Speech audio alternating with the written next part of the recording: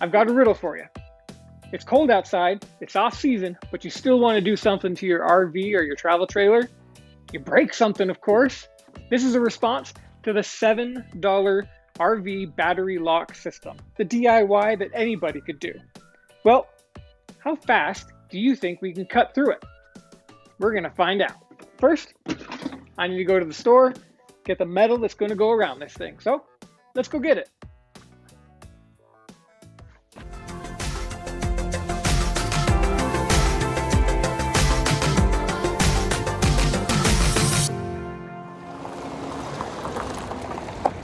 Alright, headed into Lowe's. We're going to find the metal shapes and rods, and what we're looking for is some of this stuff with the holes in it.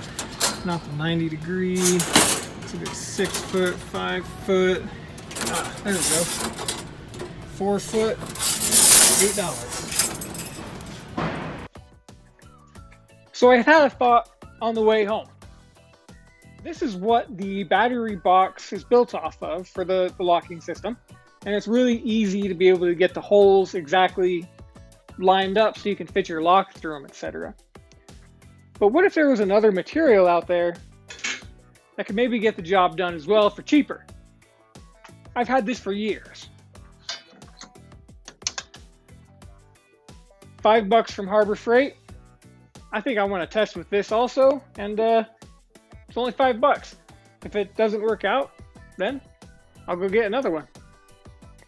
Now that we've got the material that we're going to be working with, aluminum and steel, it's time to do a control cut. We need to see how long it takes to cut through each material here on the bench. That way we have something to compare it against when we get out to the trailer. All right, first, I'm going to cut through the steel.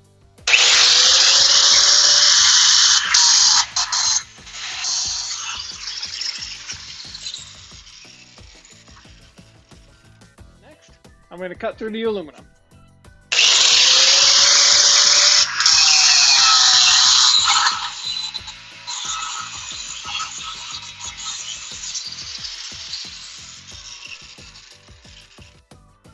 The biggest difference that we can see here for why the aluminum was a little bit harder to cut through was it's wider, and as you can see right there, it's also thicker. Let's see how that plays into bending the metal as well as cutting it out on the trailer.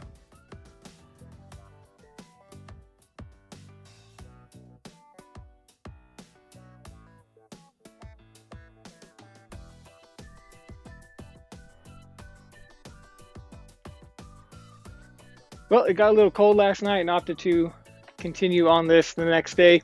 One thing that I'm going to do here is remove the propane tanks.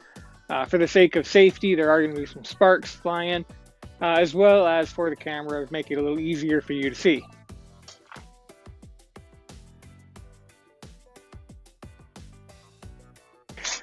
I'm going to work off of this side, doing all the work.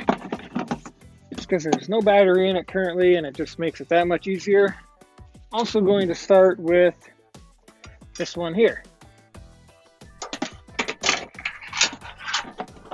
All right, here we go. I'm going to break into this. I'm going to steal this guy's battery.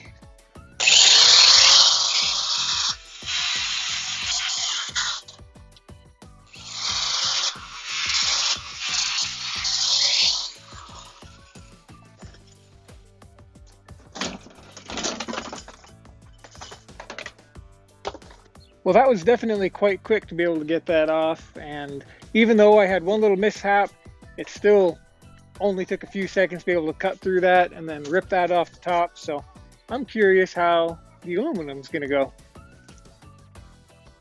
Well, I ran into a problem.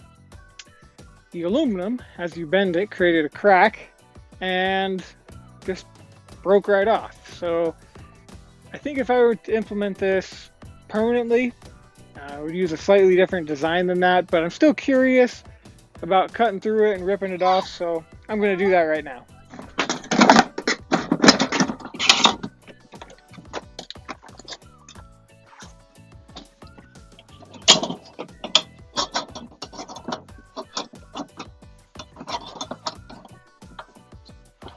All right, here we go. Let's rip this one off.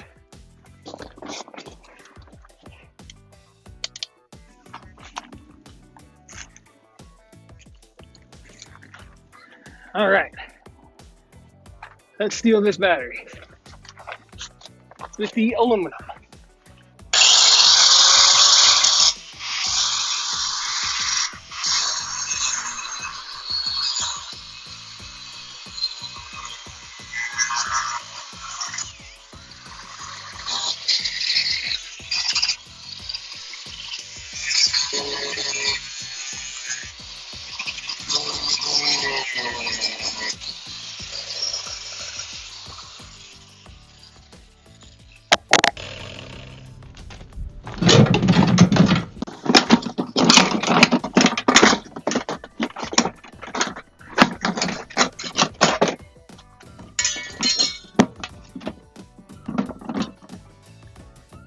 All right, real quick before we do the recap, remember to hit that like button and subscribe if you are not a subscriber yet already.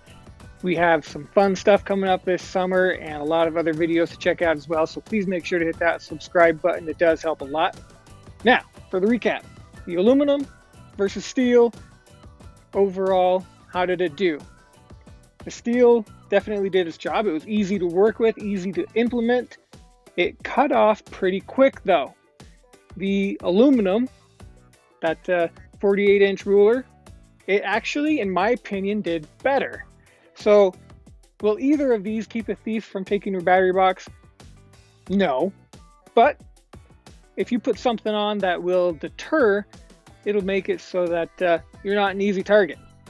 Coming up, I'm going to do a video just on the ruler itself with a slightly different design that I think will work out really good for locking up your battery boxes on the cheap.